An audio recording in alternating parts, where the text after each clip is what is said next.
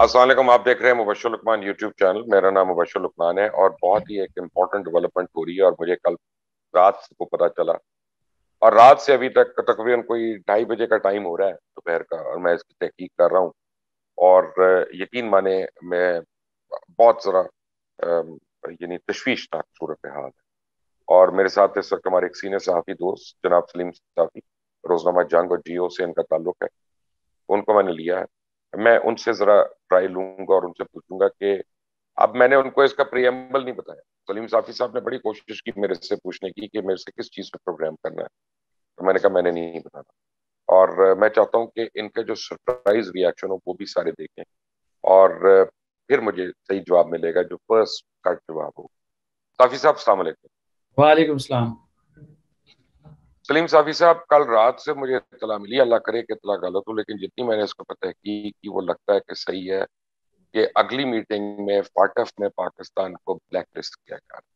اور میں برملا آپ کو بتا رہا ہوں کہ یہ کئی وجوہات کی وجہ سے ڈسائیڈ ہو گیا. اور جو دو بہانے دیے جائیں گے, اب یہ ریزن نہیں ہے لیکن یہ دنیا کو بتانے کے لیے ریزن ہے کہ ایک حکومت کا معاہدہ جو ہے ٹی ایل پی کے ساتھ جو ہوا وہ وجہ ہے, اور دوسرا یہ ہے کہ حافظ سعید کو اور مسعود اظہر صاحب کو حوالے نہیں کیا گیا ہندوستان کے, یہ دوسری وجہ بتائی جائے گی. آپ کے پاس اس ضمن میں کوئی اطلاعات ہیں یا آپ کو بھی یہ پہلی بار اطلاع چل رہی ہے؟ نہیں، یہ کہ بلیک لسٹ کیا جا رہا ہے یہ اطلاع میرے پاس نہیں ہے اور یہ پہلی مرتبہ میں نے آپ کی زبانی سنی ہے.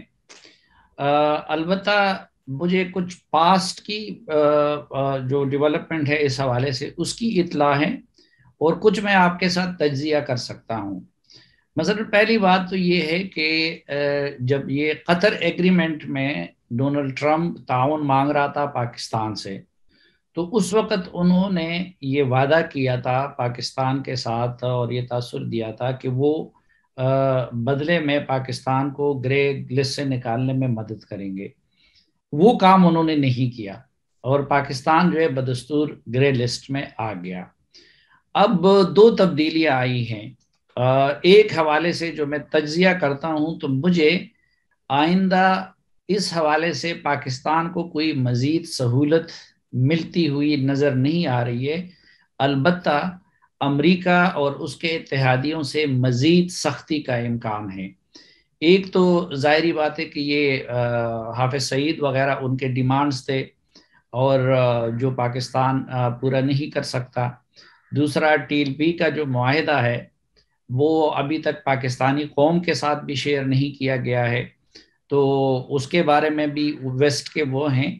لیکن دو چیزیں اور ہیں کہ جس پہ کی وجہ سے یہ یقینی ہے, اور مثلا اس سے پہلے گرے لسٹ میں رکھنے کے لیے جو جواز بنایا جاتا تھا, ایک میڈیا فریڈم تھا, کیونکہ جو ویسٹرن کنٹریز تھے وہ اس حکومت میں پاکستان کے میڈیا فریڈم کے حوالے سے مطمئن نہیں تھے. اب اس سال میں میڈیا کے ساتھ اور زیادتیاں ہوئی. مثلا میڈیا پرسنز کو خاموش کرنے کی مزید کوششیں ہوئی. ابھی ریسنٹلی محسن بیگ کی گرفتاری ہوئی اور ان کے ساتھ جو کچھ ہو رہا ہے, باقی میڈیا ساتھ یہ خبریں گردش کر رہی ہے کہ جی مزید میڈیا پرسن کو گرفتار کرنے کی کوشش کی جا رہی ہے. اور اسی طرح دوسرا مسئلہ جو ان کا ہے اور جس کو وہ ایکسکیوز بناتے ہیں, اب ایکچولی ان کا کیا ہے کیا نہیں ہے, لیکن ایک میڈیا فریڈم, اب اس میں پاکستان کا گراف عمران خان کی حکومت میں تو ظاہری بات ہے پچھلے 2 سالوں میں بھی بہت خراب ہو گیا تھا, اور اس سال میں تو انہوں نے بالکل میڈیا کے ساتھ جنگ شروع کر دی ہے. اور دوسرا جو مسنگ پرسنز کا یا ہیومن رائٹس وائلیشن کا اور بالخصوص اقلیتوں کے ساتھ جو واقعات ہو رہی ہیں, وہ واقعات بھی اس دوران بڑی ہیں, کم نہیں ہوئی ہے. اور تیسرا ایک جو بڑا میں کہتا ہوں کہ ظاہری بات ہے یہ تو ایکسکیوزز ہوتے ہیں, بہانے ہوتے ہیں, اصل چیز تو وہی ہے کہ گروپنگ, اب آپ امریکہ کے کیمپ میں ہیں یا نہیں ہیں. تو امریکہ پہلے سے پاکستان سے لا تعلق ہو چکا ہے, چائنا کے ساتھ اس کی جنگ گرم ہو گئی ہے, اسی کنٹیکسٹ میں وہ انڈیا کا اسٹریٹجک پارٹنر بن چکا ہے. اور میرے خیال میں ابھی جو رشیا کا اس وقت یوکرین کے معاملے پہ رشیا کا تناؤ بھی ہے ویسٹ کے ساتھ. تو جب ان حالات میں پرائم منسٹر رشیا جا رہے ہیں تو اس سے امریکہ اور اس کے اتحادیوں کا غصہ اور بڑھے گا. تو اس تجزیے کی بنیاد پہ مجھے آپ کی اطلاع میں کچھ وزن نظر آتا ہے کہ ہو سکتا ہے کہ ایسا ہو جائے. اب آپ کو دوسری بات یہ بتا رہتا ہوں کہ رشیا سے آنے کے بعد پرائم منسٹر جو ہیں وہ ایک سرپرائز وزٹ کریں گے چائنا، اور پھر چائنا سے ریکویسٹ کی جائے گی کہ وہ ویٹو پاورز یوز کرے اور فاٹف میں ہمیں بلیک لسٹ نہ ہونے دے. یہ اس حد تک سیریس ہو گئی ہے. اگر وہ چائنا کا ٹرپ ہوا اور 2 ہفتے کے بعد وہ سرپرائز وزٹ ہوا تو پھر آپ میری بات کو اس دن یاد کر لیجیے گا اور بیٹھے بیٹھے یقین کر لیجیے.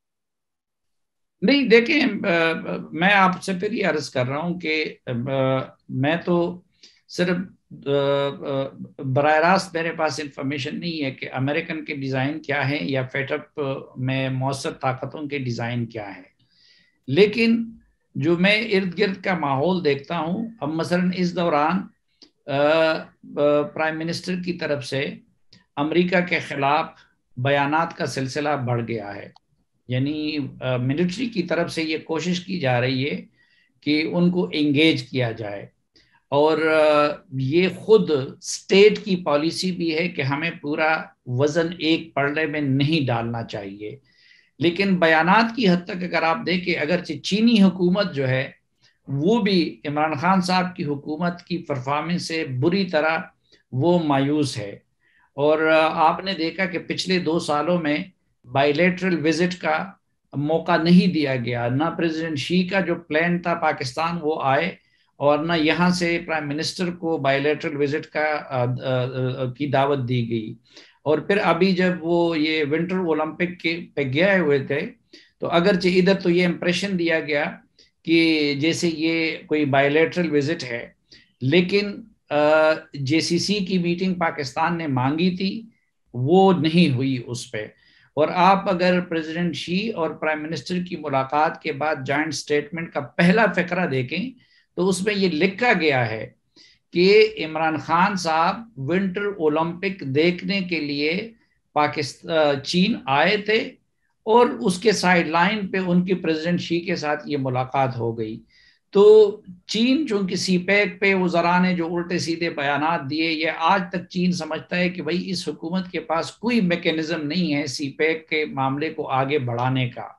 پھر درمیان میں عمران خان صاحب نے ایک ٹرائی کی تھی جب ٹرمپ کے دور میں وہ ادھر گئے، اور واپسی پہ آ کے جس طریقے سے انہوں نے جشن منایا اور یہ کہا کہ ابھی ٹرمپ جو ہے کشمیر کا مسئلہ بھی حل کرنے جا رہے ہیں، تو اس کی وجہ سے چینی حکومت، پاکستانی ریاست اور چین کا تو ظاہری بات ہے ایک دائمی تعلق ہے، اس پہ کوئی اثر نہیں پڑے گا، چینی بولتے بھی نہیں ہیں، لیکن چینی اس حکومت سے اپنی جگہ پہ بیزار ہے، لیکن پاکستانی اسٹیٹ کے ساتھ تو وہ کڑے ہیں. اور ماضی میں بھی انٹرنیشنل فورمز پہ جہاں جہاں یہ موقع آیا ہے تو چین ہی نے پاکستان کو ریسکیو کیا ہے اپنا ویٹو پاور استعمال کر کے.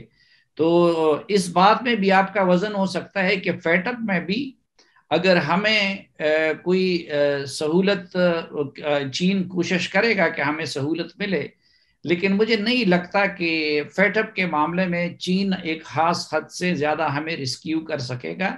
اس کے لیے ہمیں خود اپنے آپ کو کوالیفائی کرنا چاہیے، ہیومن رائٹس کے حوالے سے، پریس فریڈم کے حوالے سے، ڈیموکریٹک ویلیوز کے حوالے سے، اور بدقسمتی سے گراؤنڈ پہ وہ ہوتا ہوا نظر نہیں آ رہا. تو صافی صاحب آپ اسلام آباد میں بیٹھے، آپ مجھے ایجوکیٹ کریں پلیز، مجھے انلائٹن کریں، کیونکہ مجھے لاہور میں بیٹھ کے کئی باتوں کا نہیں پتا ہوتا. لیکن جو مجھے نظر آ رہا ہے کہ پچھلے 6 مہینے میں چائنا، رشیا، سعودیہ، ٹرکی، یو اے ای اور کچھ دفعہ ایران، ان کے سفیر جو ہیں وہ فورن آفس نہیں آپ کے گئے، وہ جی ایچ کیو جاتے ہیں. تو آپ تو پھر اب کیپیبل نہ رہے، کیونکہ یہی ممالک ہیں جو فاٹف میں ہیں، اور پچھلی دفعہ بھی انہوں نے کوئی آپ کے لیے بولا نہیں تھا. تو اس کا مطلب ہے کہ فورن آفس تو کوئی اس پہ ایفرٹ نہیں کر رہا. نہیں، ایک تو خود فورن آفس کی پرفارمنس کے بارے میں عمران خان صاحب نے جو وہ تو ایوارڈ خیر لسٹ جاری کی ہے تو اس میں وہ تو خود پتہ چل گیا. عمران خان صاحب نے اس کے بارے میں فتویٰ دے دیا ہے کہ جی فارن آفس کی کارکردگی وہ صفر ہے.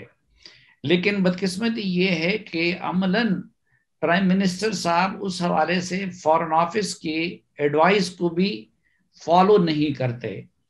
اور اس وقت پنڈی کی سائٹ پہ بھی سب سے بڑی پریشانی یہ ہے کہ وہ عمران خان صاحب نے فارن پالیسی کے حوالے سے اتنے افراط و تفرید سے کام لیا کہ پاکستان کو کہیں کا نہیں چھوڑا. مثلاً پنڈی کی یہ یا پاکستانی ریاست کی شروع دن سے یہ کوشش رہی ہے کہ ہم ایران اور سعودی عرب کے معاملے میں ایک بیلنس کو برقرار رکھے.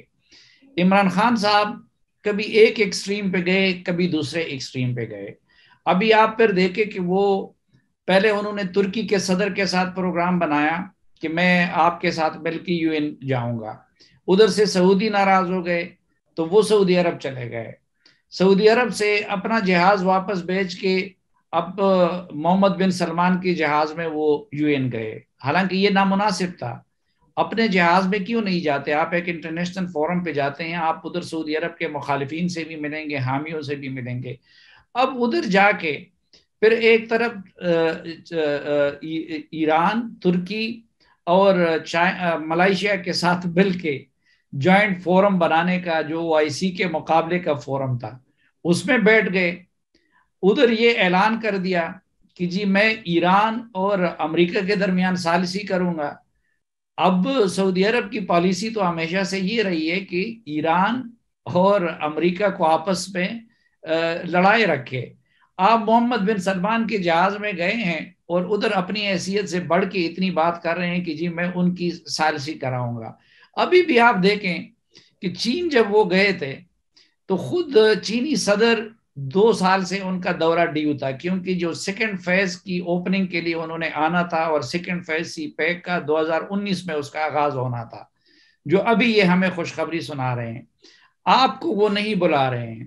ادھر امریکی صدر آپ کا فون اٹینڈ نہیں کر رہے ہیں، اور ادھر جا کے وہ چائنا میں انٹرویو دیتے ہوئے کہتے ہیں کہ جی میں امریکہ اور ان کی وہ ثالثی کرا سکتا ہوں. پھر یہ جو بیانات آتے ہیں تو ہماری ملٹری اسٹیبلشمنٹ کی یہ سوچ ہے، اور یہ صحیح سوچ ہے کہ بھائی ہمیں امریکہ کے ساتھ بھی مکمل کٹی نہیں کرنی چاہیے، کیونکہ امریکہ سوویت یونین کی طرف بکر نہیں کیا ہے. افغانستان سے نکلنے کے بعد بھی امریکہ کے سپر پاور کی حیثیت برقرار ہے. ہمارا آج بھی زیادہ ایکسپورٹ جو ہے وہ ان کی طرف ہے. ہماری ڈیفنس ٹیکنالوجی اس میں ابھی کافی چائنا آ گیا ہے، لیکن وہ امریکہ کی وہ ہے. تو وہ اس افراط و تفریط کو نہیں چاہتے، وہ ایک بیلنس چاہتے ہیں. لیکن عمران خان کی طرف سے وہ بیلنس کبھی ایک ایکسٹریم کبھی دوسری ایکسٹریم. مثلا اس وقت جب انہوں نے وہ بات کی تو محمد بن سلمان کو ناراض کیا، انہوں نے اپنا جہاز واپس بلا دیا. اب اس کے کچھ دنوں بعد پھر ملائیشیا گئے اور ملائیشیا میں انہوں نے پھر OIC کے خلاف بات کر دی. تو نہ ہم ادھر کے رہے نہ ادھر کے رہے. اور یہی معاملہ ابھی چین اور روس کے یہ امریکہ کے معاملے میں بھی بنتا جا رہا ہے. بھائی کہ آپ اگر امریکہ سے پنگا لے رہے ہیں تو اس سے پہلے چین کے ساتھ تو وہ اعتماد کو آپ کو اس لیول پہ لے جانا چاہیے نا، لیکن وہ ہم نے نہیں کیا ہے. اسی طرح اگر رشیا پچھلے 3-4 سالوں سے نہیں بلکہ 8-10 سالوں سے کوشش کر رہا ہے پاکستان کے قریب آنے کے، جو انڈیا اس کے قریب جا رہا تھا. لیکن ہم نے پچھلے 2-3 سالوں میں چائنا کے روس کے ساتھ کوئی سیریس انگیجمنٹ نہیں کی. اور ابھی جب یوکرین کا معاملہ گرم ہے، اور ظاہر ہے کہ دیکھیں جو اولمپک کا اہتمام انہوں نے کیا تھا تو اس کا اصل مقصد امریکہ کو اپنی طاقت دکھانی تھی چین نے، کیونکہ جو نیٹو اور G7 کا پہلے سے اجلاس ہوئے تھے اور اس میں انہوں نے امریکہ کے خلاف یورپین طاقت کا مظاہرہ کیا تھا اور بے آرائی کے مقابلے میں اپنا انیشیٹو لانچ کیا تھا. تو بیسیکلی اس ونٹر اولمپک کا مقصد یہ تھا کہ چین جواب میں ان کو یہ طاقت دکھا رہا تھا کہ ہمارے ساتھ بھی یہ ممالک کڑے ہیں اور ہمارا بھی اتنا اثر و رسوخ ہے. اب میرے خیال میں روس کے ساتھ ہمیں قربت چاہیے اور ہمیں تعلق قریب کرنا چاہیے، لیکن ایسے موقع پہ کہ جب یوکرائن کا معاملہ گرم ہے اور اس پہ ایک طرف امریکہ ہے اور دوسری طرف وہ ہے، تو اس دوران روس خود اس تلاش میں ہے کہ وہ مختلف ممالک کے لوگوں کو بلا کے یہ پیغام دے دے کہ وہ ان کے ساتھ کھڑے ہیں۔ تو جس طرح یہ بائیلیٹرل ہے اگرچہ، لیکن امریکہ میں اس کو اس طرح بھی لیا جا سکتا ہے کہ اس دوران ہم نے یوکرائن کے معاملے پہ ان کے ساتھ یکجہتی کر لی، تو امریکہ اور اس کے اتحادیوں کا غصہ مزید بڑھ سکتا ہے، اور جب وہ مزید بڑھے گا تو ان کے پاس یہی فیٹ اپ کے اور آئی ایم ایف کے ہتھیار ہیں۔ تو اس لحاظ سے آپ کی خبر درست لگتی ہے کہ امریکہ فیٹ اپ اور آئی ایم ایف وغیرہ کے رستوں سے ہمیں مزید سکویز کرنے کی کوشش کرے گا نیئر فیوچر میں۔ سلیم صافی، آپ کا بہت بہت شکریہ، آپ نے مجھے وقت دیا۔ ناظرین، آپ کو بتاؤں کہ آنے والے دن پاکستان کے لیے اور پاکستانی معیشت کے لیے مزید آزمائش والے دن ہوں گے۔ اللہ تعالیٰ پاکستان کو اپنی امان میں رکھے اور پاکستانیوں کو سلامت رکھے۔ Until the next time، Allah